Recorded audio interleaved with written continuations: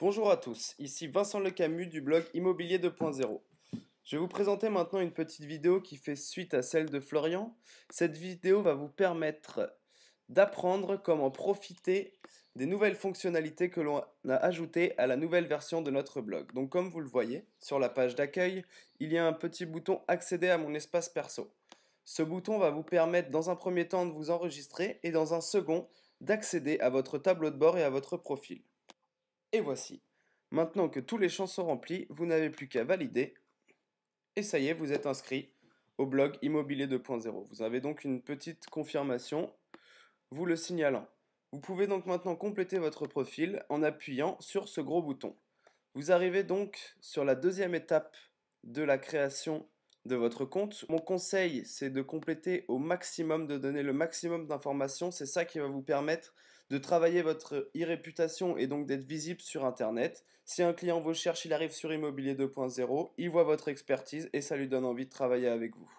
Une fois que vous avez fini de remplir toutes ces informations, vous n'avez plus qu'à cliquer sur Enregistrer et toutes les informations sont prêtes à apparaître dans votre profil. Vous arrivez donc sur la troisième étape maintenant de l'inscription. Il s'agit de choisir votre société. Donc, vous vous baladez au sein des sociétés qui ont déjà été créées. Il y en a déjà quelques-unes. Comme vous le voyez, la mienne est juste là et a en effet été créée.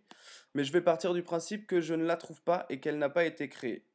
Vous avez donc deux solutions. Soit faire une recherche si jamais il y a beaucoup de sociétés et que vous pensez qu'elle a déjà été créée. Mais dans le cas où elle n'a pas été créée, le plus simple est de cliquer ici afin de l'ajouter. Vous voilà maintenant sur la page qui permet de créer une société. Vous n'avez qu'à remplir le nom de la société. Donc moi je vais mettre Moobs SAS vu que Moobs a déjà été créé. Et ensuite, vous n'avez plus qu'à remplir la description la plus exhaustive possible, la plus vendeuse. Je laisse vos talents d'écrivain faire le reste. Donc Moobs est une société.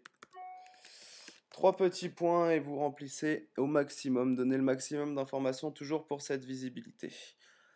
Ensuite, vous cliquez sur Ajouter ma société, ce qui vous amène directement sur la partie qui permet d'uploader le logo. Donc vous cliquez directement là-dessus, ça ouvre les dossiers sur votre ordinateur. On va partir du principe que mon logo c'est celui-ci. Je double-clique, j'appuie sur Télécharger. Et voici, ma société a été créée avec mon logo. Vous pouvez donc accéder à votre profil. Là, je vais vous montrer donc le profil que j'ai créé pour moi. Comme vous voyez, la société apparaît ici et surtout, ça vous permet de retrouver tous vos collaborateurs. Dans un second temps, je vais vous montrer donc ce que vous avez rempli. Vous pouvez donc avoir des profils aussi complets que ça qui vont vous permettre de montrer aux personnes qui vous recherchent votre expertise et leur donner envie de travailler avec vous.